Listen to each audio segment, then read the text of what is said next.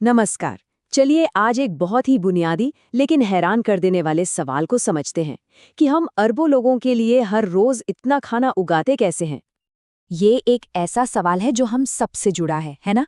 हर दिन दुनिया भर में अरबों लोगों को खाना चाहिए। अब ये कोई छोटा मोटा काम तो है नहीं और ये किसी जादू से तो बिल्कुल नहीं होता। असल में इसके पीछे इंसानी दिमाग की एक जबरदस्त कहानी छुपी है।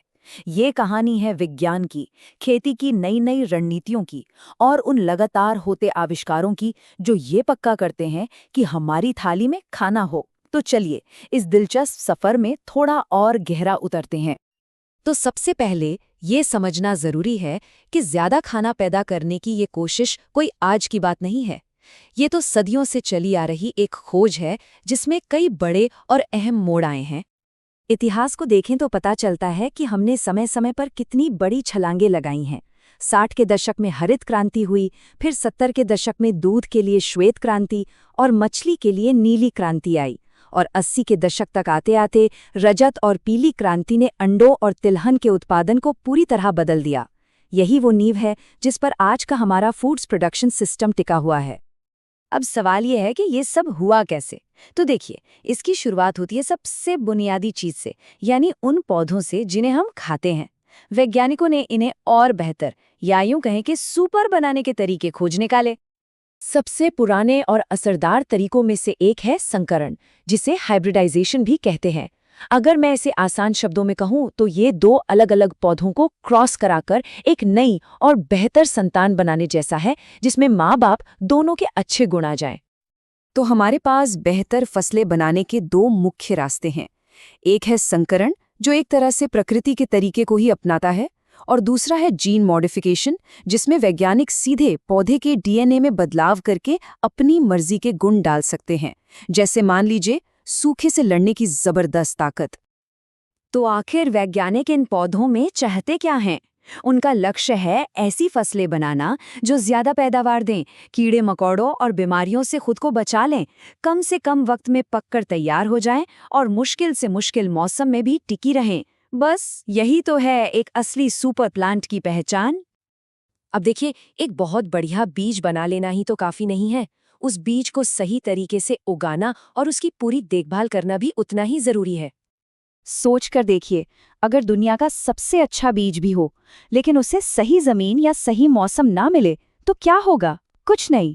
यहीं पर फसल उत्पादन प्रबंधन यानी क्रॉप प्रोडक्शन मैनेजमेंट का रोल आता है। स्मार्ट खेती की शुरुआत होती है सही मौसम में सही फसल चुनने से। भारत में फसलों को मौसम के हिसाब से 3 हिस्सों में बांटा गया है: खरीफ, रबी और जायद। ये कैलेंडर सिर्फ कोई परंपरा नहीं, बल्कि इसके पीछे पूरा विज्ञान है। सही वक्त पर सही फसल लगाने से पैदावार अपने आप बढ़ जाती है। जैसे हमें खाने की जरूरत होती है, वैसे ही फसलों को भी पोषक तत्वों की जरूरत होती है। इसके 2 मुख्य स्रोत हैं। एक तरफ है खाद, जो पूरी तरह से कुदरती है और मिट्टी की सेहत को लंबे समय तक अच्छा रखती है, और दूसरी तरफ है उर्वरक, जो फैक्ट्रियों में बनते हैं और पौधों को तुरंत एनर्जी देते हैं। दोनों का अपना अपना महत्व और अपनी अपनी भूमिका है। लेकिन हमारे खाने की कहानी सिर्फ पौधों पर आके खत्म नहीं होती। दूध, अंडे और मांस के लिए पशुपालन भी उतना ही, बल्कि शायद उससे भी ज्यादा जरूरी है। पशुपालन का मतलब सिर्फ जानवरों को पालना भर नहीं है, ये अपने आप में एक पूरा विज्ञान है। इसमें जानवरों के प्रजनन से लेकर उनके खाने पीने और सेहत तक हर चीज का वैज्ञानिक तरीके से ध्यान रखा जाता है, ताकि हमें लगातार अच्छे और सेहतमंद उत्पाद मिल सकें। मुर्गी पालन का ही उदाहरण ले लीजिए। यहाँ 2 अलग अलग लक्ष्य हैं। लेयर्स वो मुर्गियां हैं जिन्हें खास तौर पर अंडे देने के लिए पाला जाता है, जबकि ब्रॉयलर को मांस के लिए तैयार किया जाता है। और जाहिर है, दोनों की परवरिश का तरीका भी बिल्कुल अलग होता है। और मवेशियों में क्रॉस ब्रीडिंग की कला तो और भी शानदार है। सोचिए, एक विदेशी नस्ल की गाय है जो बहुत लंबे समय तक दूध देती है, और एक देसी नस्ल है जो यहाँ की बीमारियों से आसानी से लड़ लेती है। जब इन दोनों को क्रॉस कराया जाता है तो जो नई हाइब्रिड संतान पैदा होती है, उसमें दोनों के सबसे अच्छे गुण आ जाते हैं। मतलब हम असल में सबसे अच्छे गुणों को एक साथ ला रहे हैं। अब जरा मछली पालन की बात करते हैं। पॉलीकल्चर एक बहुत ही स्मार्ट तरीका है।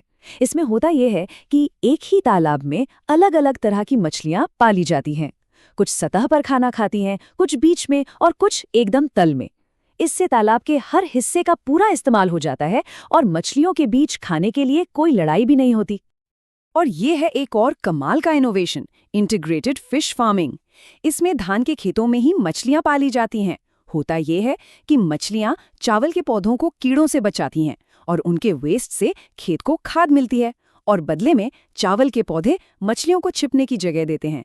ये तो दोनों के लिए फायदे का सौदा है। तो इन सारी तकनीकों को देखने के बाद हम एक बड़े और ज़रूरी विचार पर पहुंचते हैं। हमें सिर्फ ज़्यादा खाना नहीं उगाना है, बल्कि हमें ये काम इस तरीके से करना है जो आने वाले कल के लिए भी सही हो। यही सतत कृषि यानी सस्टेनेबल एग्रीकल्चर का असली लक्ष्य है। पैदावार को ज्यादा से ज्यादा करना, लेकिन हमारे कुदरती संसाधनों की कीमत पर नहीं। ये एक तरह से संतुलन साधने की कला है। और ये परिभाषा इस पूरी बात को बहुत खूबसूरती से बताती है कि कृषि सिर्फ एक प्रक्रिया नहीं है, ये मिट्टी को जोतने, फसलें उगाने और जानवरों को पालने का विज्ञान भी है और कला भी। इसमें ज्ञान और हुनर दोनों की गहरी समझ बहुत जरूरी है। तो भविष्य की असली चुनौती सिर्फ ज्यादा पैदा करना नहीं है, बल्कि समझदारी और स्थिरता के साथ पैदा करना है। सवाल ये है कि हम ये कैसे पक्का करें कि हर मेज पर पर्याप्त खाना हो और हमारी इस धरती को इसकी कोई कीमत भी ना चुकानी पड़े। ये एक ऐसा सवाल है जिस पर हम सभी को मिलकर सोचना होगा।